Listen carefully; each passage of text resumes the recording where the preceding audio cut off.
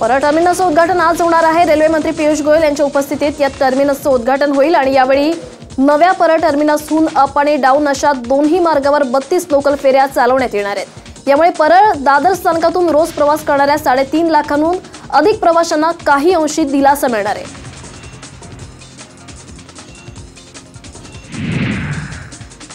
आज रेल्वेच्या तिन्ही मार्गावर मेगा ब्लॉक घेण्यात येणार आहे। मध्य रेल्वेवर मुलुंड ते माटुंगा दरम्यान जलद मार्गावर सकाळी 11:15 ते दुपारी 3:15 वाजेपर्यंत ब्लॉक असेल, तर कुर्ला वाशिया हार्बर आणि ट्रान्स हार्बर मार्गावर सकाळी 11 वाजून 10 मिनिटांनी ते दुपारी 3 वाजून 10 मिनिटांपर्यंत ब्लॉक घेण्यात येणार आहे।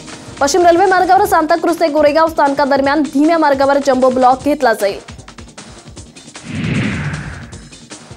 सीएसएमटी ते डोंबिवली मार्गावर 15 डब्यांची लोकल 4 मार्च पासून सुरू होणार आहे। रेल्वेने हा निर्णय घेतलाय। गेल्या काही काळात डोंबिवली इथून प्रवासी गर्दीत कमालीची वाढ झालेली आहे आणि त्यामुळे हा निर्णय घेण्यात आलाय।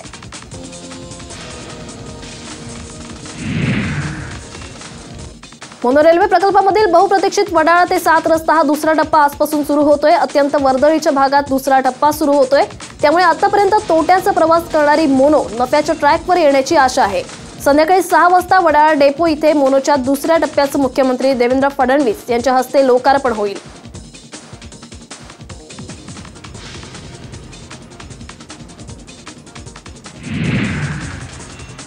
मुंबई, अहमदाबाद, रतलाम, राजकोटमध्ये पश्चिम रेल्वेला हाय अलर्ट देण्यात आलाय। या ठिकाणी दहशतवादी हल्ल्याची शक्यता वर्तवली जाते। गुप्तचर यंत्रणांनी ही माहिती दिली असून यानंतर पश्चिम रेल्वेवरील सुरक्षा स्थानकावर सुरक्षा वाढवण्यात आली आहे।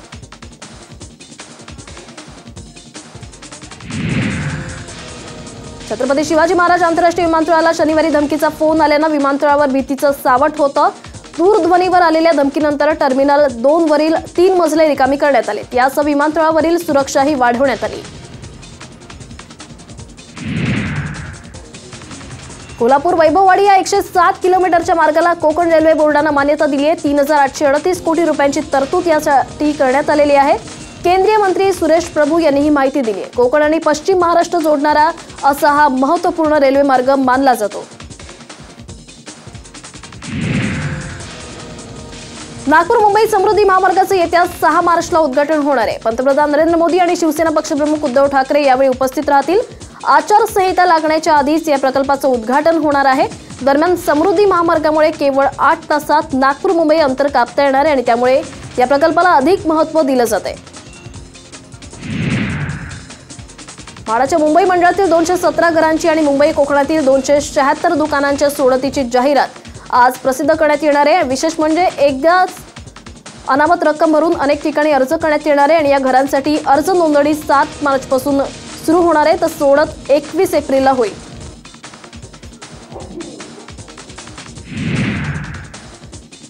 म्हाडाच्या पुणे मंडळाच्या 4756 सदनिकांसाठी अर्ज प्रक्रियेला सुरुवात झाली। या घरांसाठी सोडत 3 मेला काढण्यात येणार आहे। सदनिकांच्या संगणकीय सोडतींकरता माहिती पुस्तिका आणि ऑनलाईन अर्ज म्हाडाच्या अधिकृत संकेतस्थळावर उपलब्ध करून देण्यात आले।